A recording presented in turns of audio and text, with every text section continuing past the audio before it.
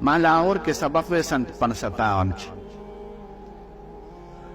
نو د بی په پرچه کې سوال لا جنن نارشت چې د خپل پیغمبر تاریخ ولیکه نو ډیرو هلکانو خو صحیح لیکلو خو ډیرو پکې لیکلو چې هغه په مکه مکرمه کې پیدا شوی خو د یو لوی خان زوی او هلته کې لسم پاس که په های سکول کې نو د زیات تعلیم دپاره انګلینډ ته نه اکسفورډ یونیورسټۍ کې داخل شو او هلته نه یې ډګري واخیسته او بیا راغی او د قوم وی ریفارمر شو چا پکې لیکلي وه کشمیر کې خط بیا په اخباراتو کې تبصرونه چې د بي هلکان او ځان ته مسلمانان وایي او د خپل پیغمبر د تاریخ نه نه خبر چې د هغه د تاریخ نه نه خبر د هغه د کارنامو نه به څه خبر شي د هغه د معجزاتو نه د هغه د خپلو صفتونو نه د هغه د خپلو احکاماتو نه نو دماغ به خالی دماغ ته که چرچل ورچی که ډیګغل ورچی که بل زناور ورچی هماغه به دماغ کې پراته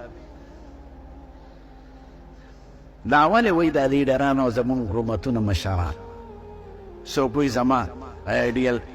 اتاتورک دی څوک وایي فلانکین دی زناوره خدای پیغمبر ته هدایت ته پاروانېږنه دی ته پیغمبر ته ګوره او څه کړي دي څه وینا کړې او څه احکامان تفریحات زناور ستا د ژوند نقشه زناور پسې نو ډېر وایي که دا لیډران زما پلان کې دغه دی د ژوند نقشه ده زه به هغه پسې روان نه خدای پیغمبر زموږ لپاره دی نو پیغمبر په دې میاشت کې پیدا شوی دی الحمدلله دا چې کوم خلک یې د جشن مناوی جلوس نو دی د وفات ورځ دی 12 وفات 12 وفات پیدا شوی په 9 ربیع الاول دی د دې میاشتې په 9 او عیساکۍ 10 وه د اپریل 20 تاریخ و سهار وختي و د ګل ورځ لمر نانوره ختلې خو د سبا رڼا راخته دغه وخت کې زموږ پیغمبر علیه السلام پیدا شو کوم کور چې پیدا شوی دی نو کور اوس هم شته مکه مکرمه کې که چا حج کړي نو صفا مروه طرف ته نور حاته طرف ته چې وګوري یو کور دی هغه بادشاه نه محفوظ ساتنه دا د حضور پاک ته پیدایش کور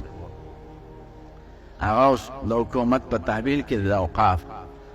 یو حصه کې ماشومان درس د قرآن کوي بله حصه کې لایبرري ده نه هغه کور اوس هم شته الحمدلله